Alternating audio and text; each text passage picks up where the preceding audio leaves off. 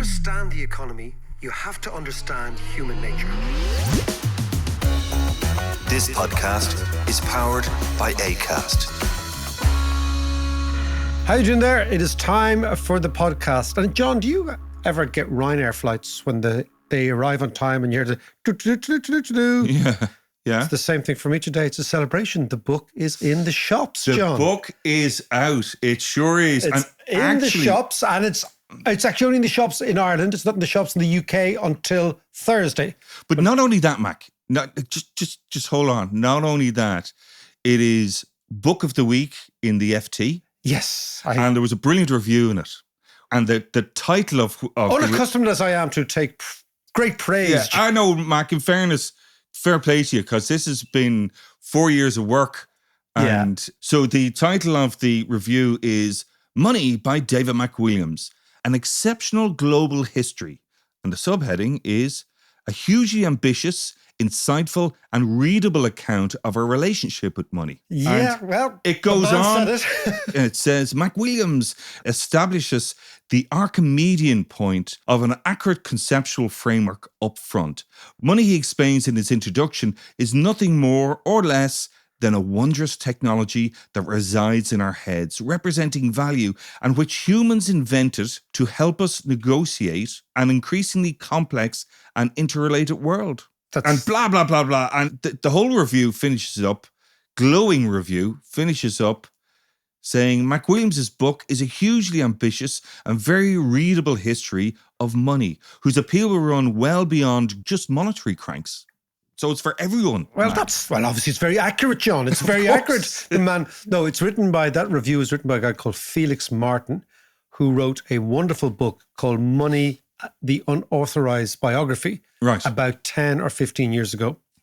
Really, really good book. And it's a book that I was, it was part of, you read, like, for these sort of things, hundreds of books. Yeah. And that was one of the standout books.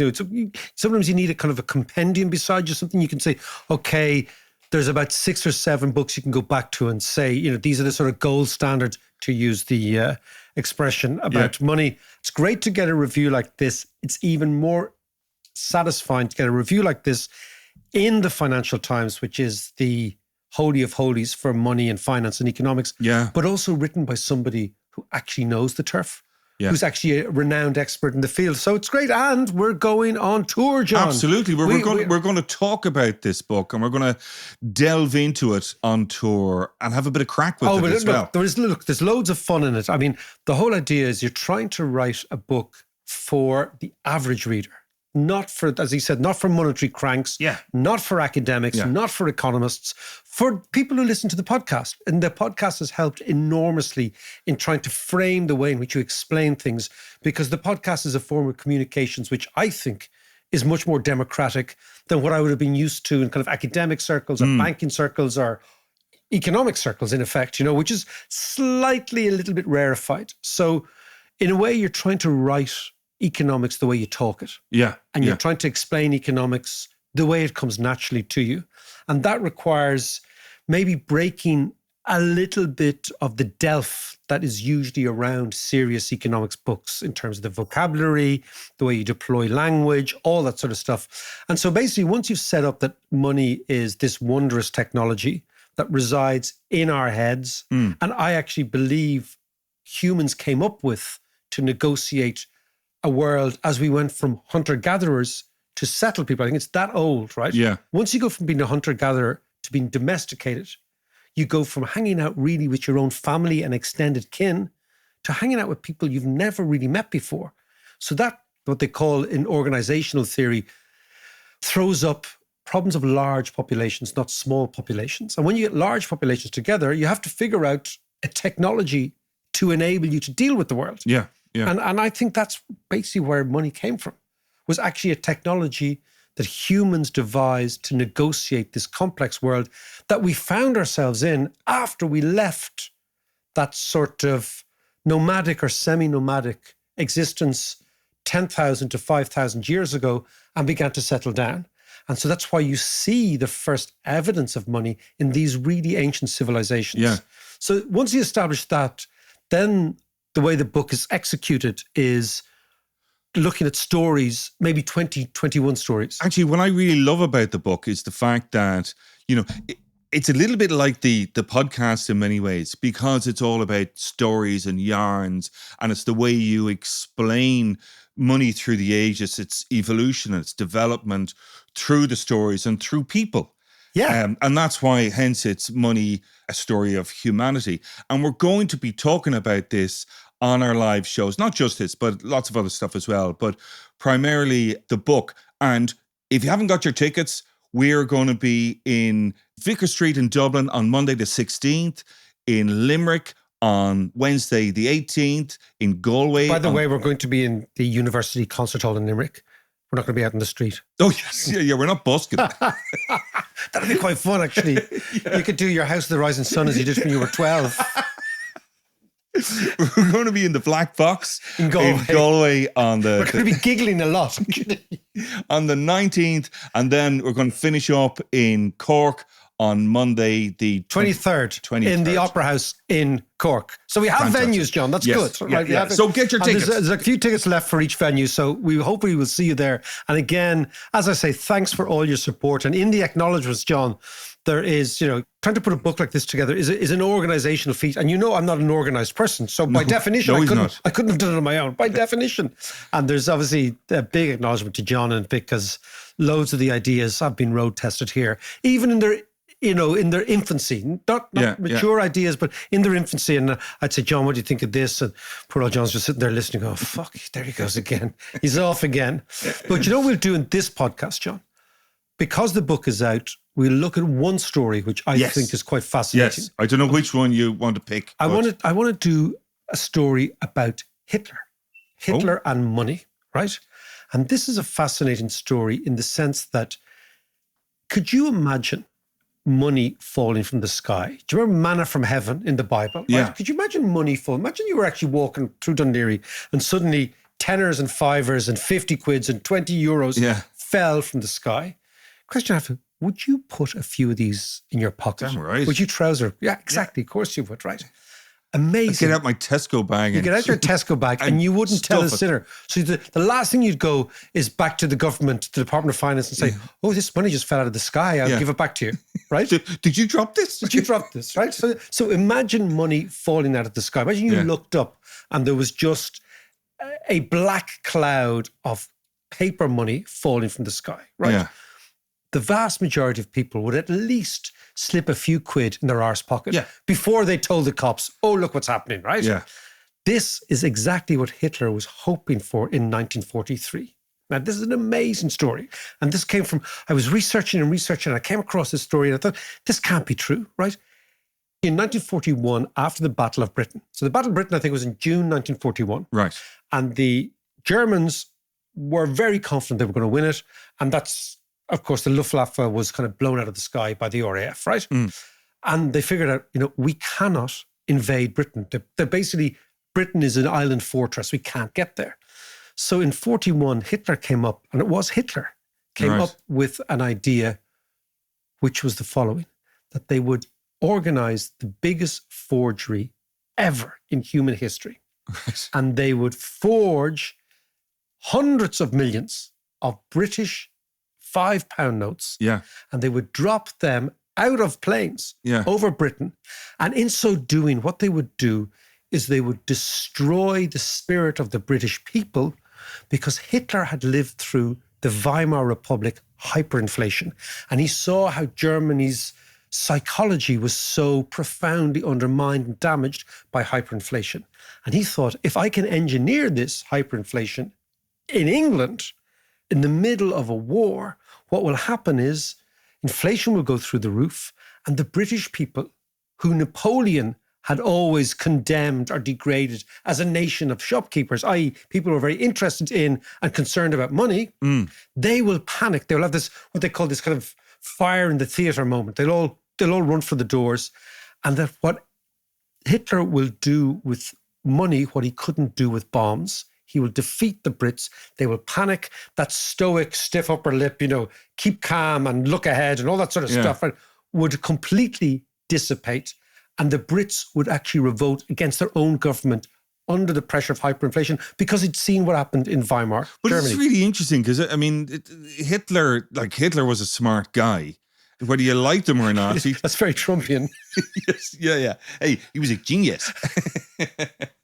Some good, some bad. Yeah. No, but Hitler, I didn't realize Hitler had such a intimate grasp of economics and how currencies work and how... I think most Germans who lived through the Weimar Republic, and there's a chapter on the Weimar Republic seen through the lens in the book of Ernest Hemingway. Oh, okay. Because Hemingway reported on the hyperinflation for the Toronto Globe and Mail, the big Canadian paper, when he was a young fella. But what Hitler understood is the power of money, that you mess with money and you don't just mess with inflation and prices, you mess with people's heads because money is an anchor around which society revolves. And as long as that anchor is stable, society will calibrate and recalibrate. But if you make that unstable, you change the dynamic. Why? Because money is a promise between, at one level, there's many things it is, but at one level, it's a promise between the state and the citizen. You look after your own affairs, we will maintain the stability of money, and everything will be happy. That's one of the great promises of money.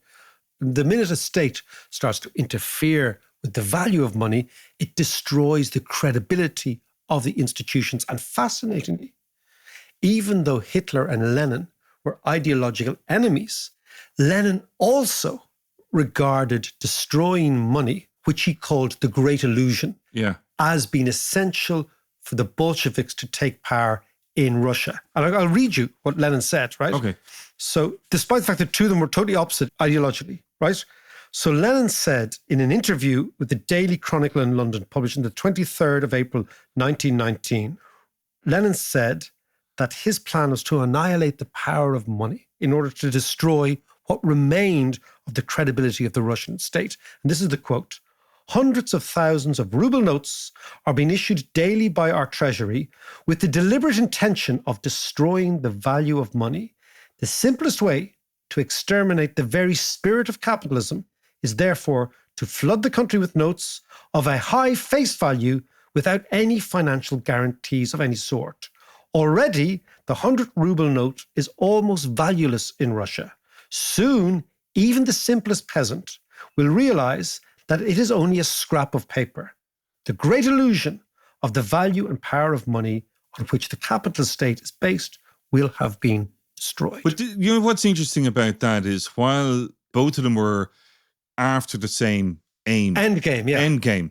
You know, Lenin was destroying his own country by destroying the currency, while Hitler was using it as a weapon against somebody's. Exactly. And because what Lenin wanted to do was he wanted to destroy the entire edifice of the previous Russian. And then what did he think was going to happen after that? Once he was going to destroy money, he would destroy the illusion of power of money, and then they would replace it with a new currency.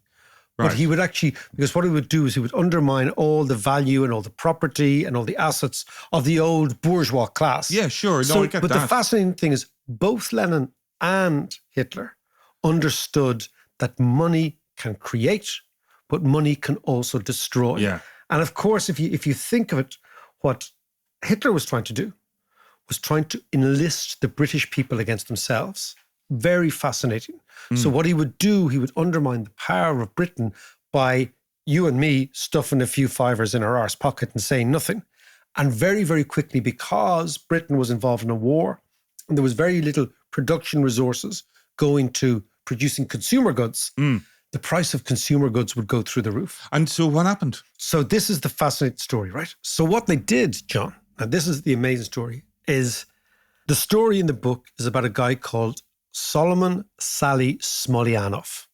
Right. And Solomon Sally, his nickname was Sally, Smolyanov, was originally a refugee to Germany at the end of the First World War from Odessa in what is now Ukraine. And Smolyanov happened to be Jewish, and this is also part of the story. But what he was a very, very fine painter. He was a really brilliant, brilliant artist. But he was also a criminal. He used to use nightclubs in Berlin to launder forged money because he realized that his exceptional ability at art could recreate some of the artwork necessary to forge stuff. So, fascinating story, right? In the 1920s, he was arrested in Amsterdam for forging English £50 notes. And the reason they wanted to forge English notes is it was the hard currency of the time. Yeah. And then, of course, he was sent back to Germany. But in Germany, as the Jews were being firstly abused and humiliated, but then gradually all their rights were taken away, what happened was a massive counterfeit black market operation in forged passports and forged exit permits. Yeah. So Smolyanov was at the big, even though he was Jewish himself, he was right at the center of forging visas, counterfeit passports, exit licenses, all that sort of stuff.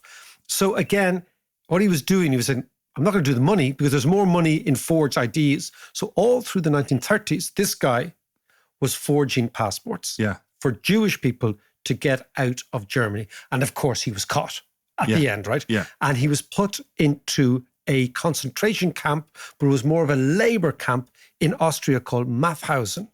And chances of a Jewish criminal prisoner in a Nazi labor camp surviving were almost zero. Sure. But he survived, amazingly, by drawing very flattering portraits of the Nazi guards. So if they had big Neds, he made them look svelte and slim. And if they had ugly faces, he made them look really handsome.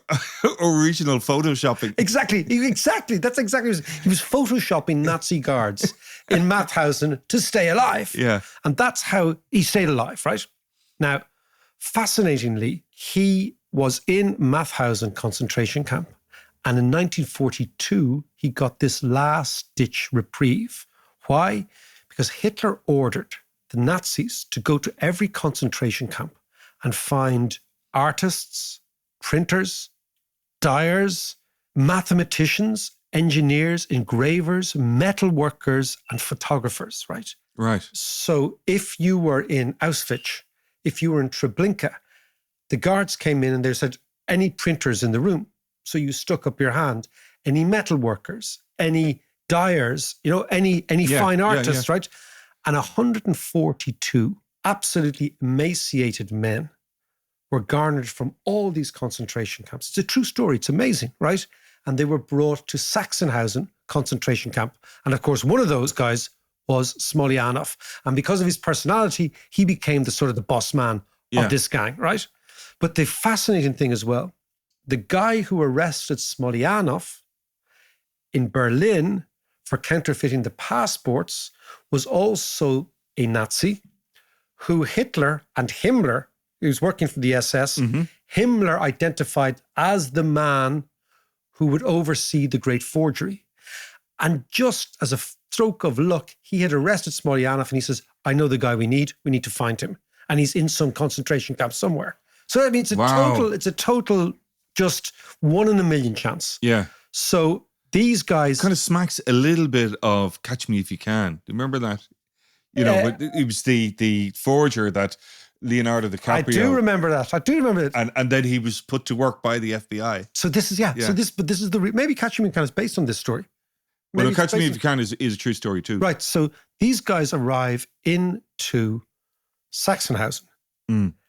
They are totally and utterly isolated from the rest of the camp.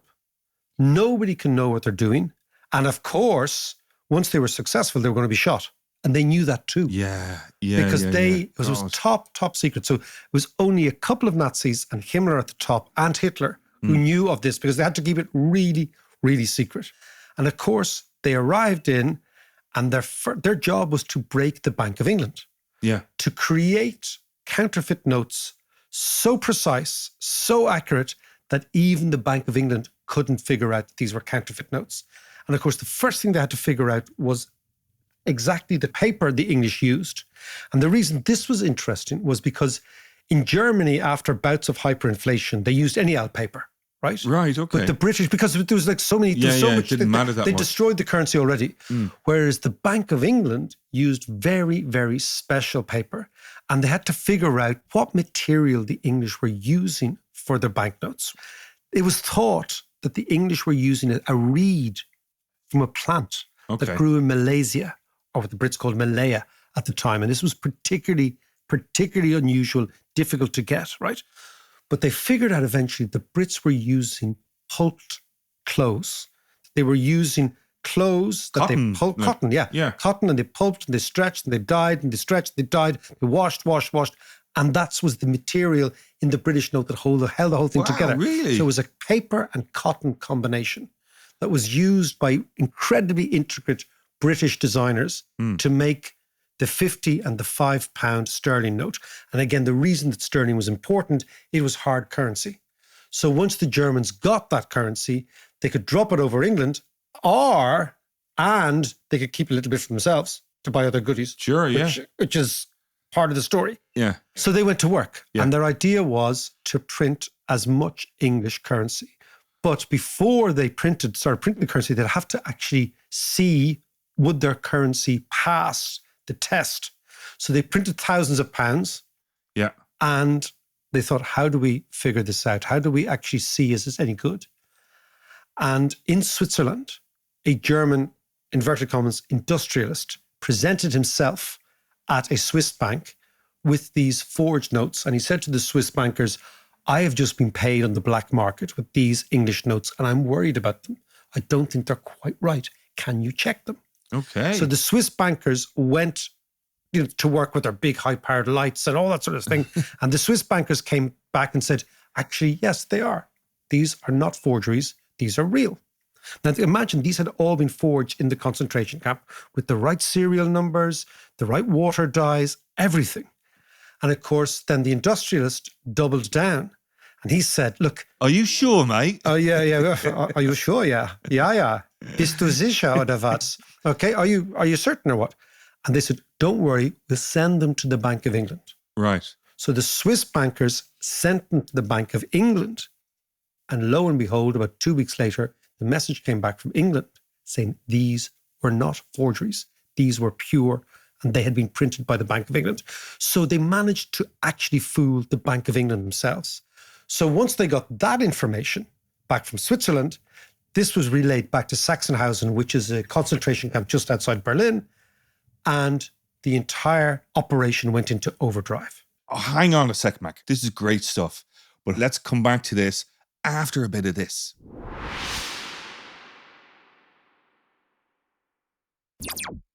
So, Mac, they've printed loads of stuff. It has passed muster in both Switzerland and in the Bank of England. So they fooled the Bank of England about their own currency. Yeah. So now what happened? This is how perfect the forgery was. It's absolutely perfect. So the guy who was overseeing the entire thing was a fellow called Bernhard Kruger. And the operation was called Operation Bernhard. So this was green lighted, as we say, from the very top. So Kruger gets the message from the so-called industrialist, who was obviously a German spy. He relays the message to Himmler, and Himmler says, fantastic, let's go and let's destroy the English with money. Again, the German assumptions, the English are always obsessed by money and the hyperinflationary impact.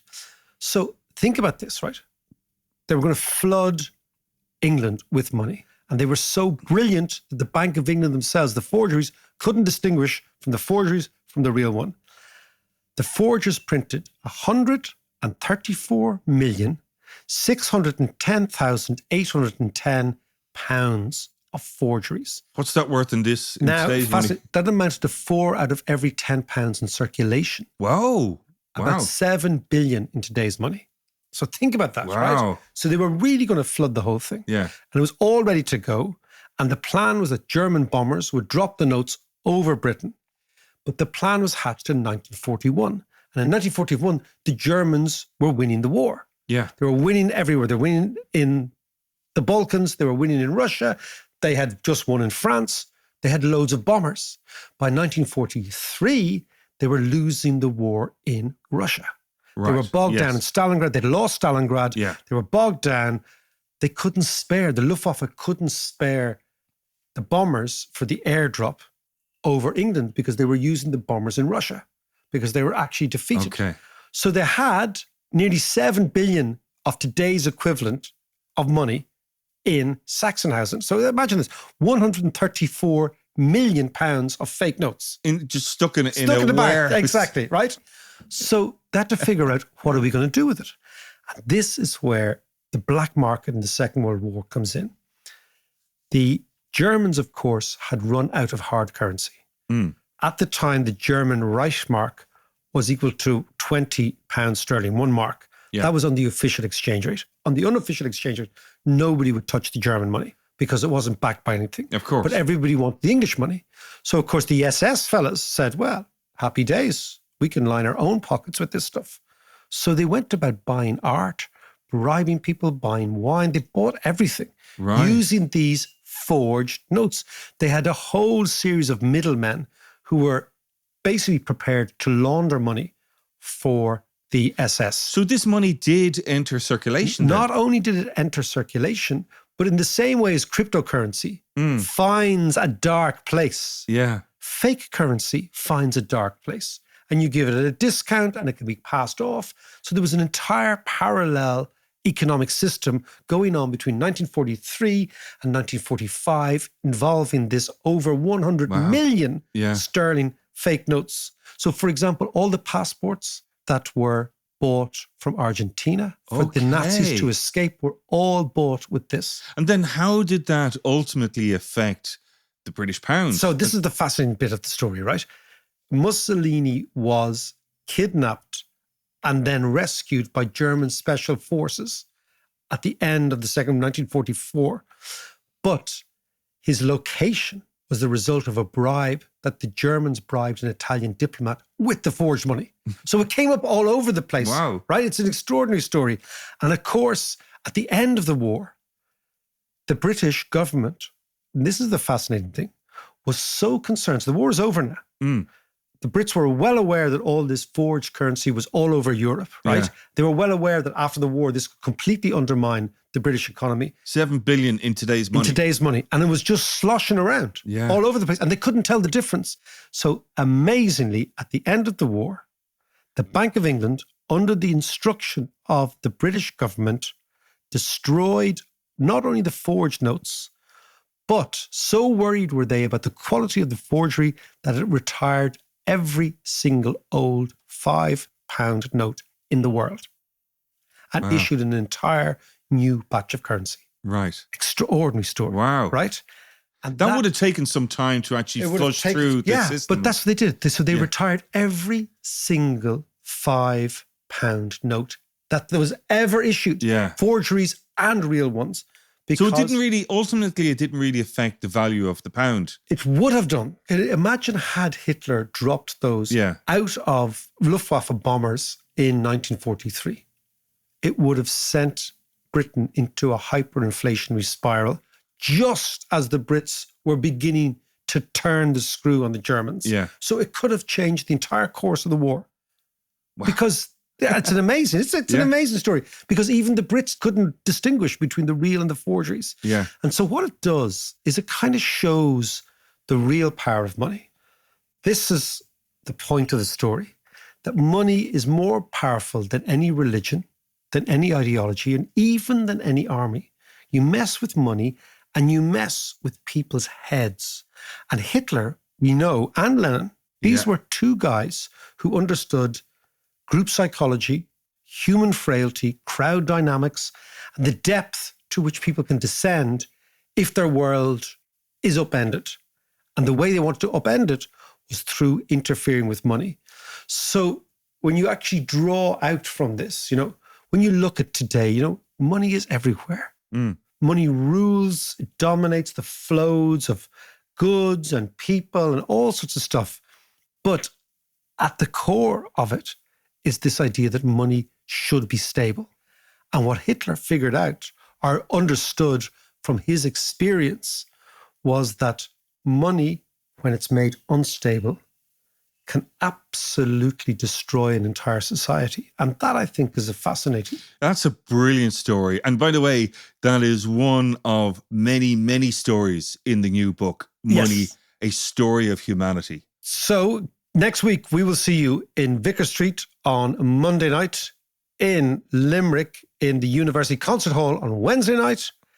We will see you in the Black Box in Galway on Thursday night. And then we're going back to my second home. We're going back to my second home, where I will be called langer. Exactly. We're going to Cork Monday the 23rd in the Opera House. We will see you then. Thanks for listening. Hope you enjoyed the book, and hopefully we'll see you face to face.